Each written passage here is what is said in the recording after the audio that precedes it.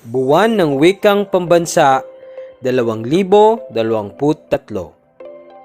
Filipino at mga katutubong wika. Wika ng kapayapaan, seguridad at inklusibong pagpapatupad ng katarungang panlipunan. 8 pangunahing wika sa Pilipinas. Maranao. Salitang ginagamit sa lungsod ng Marawi at buong Lanao del Sur at ilang bahagi ng Lanao del Norte. Bicol. Sinasalita sa mga lungsod ng Naga at Legazpi. Pampangan.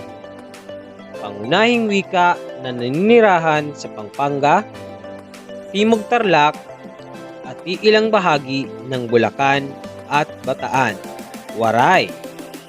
Ito ay isang wikang Bisaya na tinatawag ding Waray-Waray, pangunahing wika ng Silangang Visayas, partikular sa buong Pulong Samar, Hilagang Silangang Leyte at ilang bahagi ng Biliran at sa Tacloban. Kinaray-A. Isang wikang Bisaya, pangunahing sinasalita sa Antique at ilang bahagi ng lalawigan ng Capiz at Iloilo. Ilocano. Tinatawag din na Iloco. Pangunahing wika sa Rehiyon 1, Rehiyon 2 at ilang bahagi ng Rehiyon 3. Cebuano. Pangunahing wika ng Cebu, Silangang Negros, Bohol, Leyte, Timog Leyte at malaking bahagi ng Mindanao. Tagalog. Wikang batayan ng Filipino. Pangunahing wika ng mga naninirahan sa katimugang bahagi ng Luzon. Bakit nga ba mahalagang matutunan o pag-aralan ang katutubong wika natin? Una, ang katutubong wika ay bahagi ng personal, sosyal, at pangkulturang pagkakakilanlan ng isa. Pangalawa, nagagawa nitong magbigay ng refleksyon para sa pagpapahalaga ng kanyang pinagmulan. Pangatlo, ang katutubong wika ay kayang makapaglarawan ng mga natural na pagkilos ng nagsasalita nito.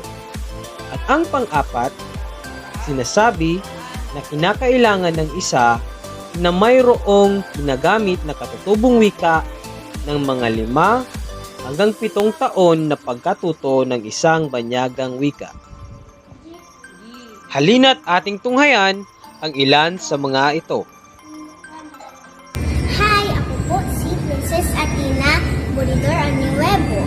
Ako po ay 6 na taong gulang. Ako po ay nakatira sa Pasig City. Ang wika po na ginagamit ko ay wikang Filipino o Tagalog. Bakit kaya yun ang ginagamit ko? Kasi ang wikang ito ay nakapakahalaga. Bahagi ito ng ating personal at pangkulturang pagkakakilanlan. Ginagamit ko ang wikang ito upang makipag-usap sa iba't ibang tao. Bye-bye po! Salamat! Hi! Naugang po sa Davos. Ako po si Christine Elise Perez-Arellasa, taga Legazpi City. Ginagamit ko po ang wikang Bicol. Importante na magkukantaan sa tuyang katutubong wika saan kita magkasulo-langan. Magkasalamutan ning marhay.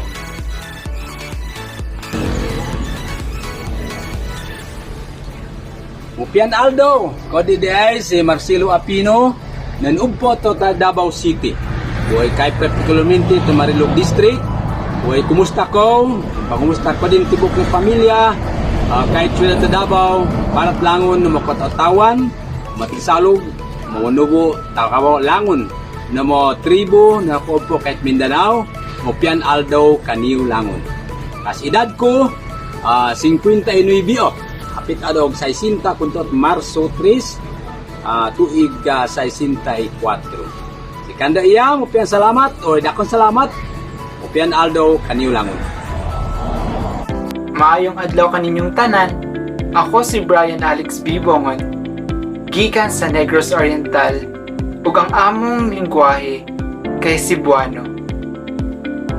Importante nga kabaluta mo istorya ug mosabot sa atong wika kay ang Filipino ug uban pang dialekto sa Pilipinas gahatag nato og kalinaw ug kapayapaan sa usa ka bansa. Dugang pa, ana kini na mga dialekto para sa paghimo og balaod og regulasyon para sa kalinaw.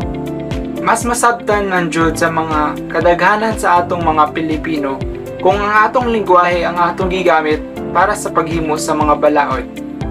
Bisag na yung mga tawo nga wala ka eskwela, makasabot jud sila sa mga pamaagi para sa kalinaw. Pananglitan ani nga quote, "Ignorance of law excuses no one." Sa Philippine setting, kung walay batas nga gihimo o gisulat pinaagi sa Filipino o uban pang lingwahe sa Pilipinas, daghang tawo ang madaot. Nga naman, kay wala sila'y seguridad o di sila kasabot sa unsay batas o regulasyon ang gipatukod. Maong dapat mapasabot ang mga tawo o atong kapwa Pilipino nga ana kini nga mga regulasyon o batas para magkahiusa ta o makamit nato ang hustisya para sa tanan. Hustisya para makabot ang pagkaparehas o kaangayan sa usag-usa. Saan man sulok ng mundo, huwag nating ikahiya na tayo ay Pilipino. Iba-iba man ang ating dialekto, ay mahalin natin ito. Taga saan ka? Taga Hulaan mo. Saan ba? Ikaw na. Taga Bangladesh ako, boy. Ano ka magsalita ng Bisaya? Wait, dili man, oy. Kausapin mo sila mga taga Bisaya. Sige, oy, si Bisaya. Kamusta ka ba kayo?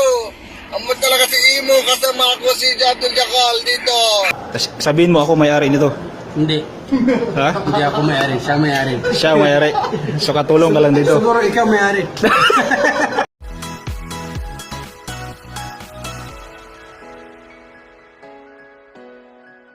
Mula sa unit ng Pananalapi, Departamento ng Edukasyon, Sangay ng Albay, Maligayang pagdiriwang ng buwan ng wika.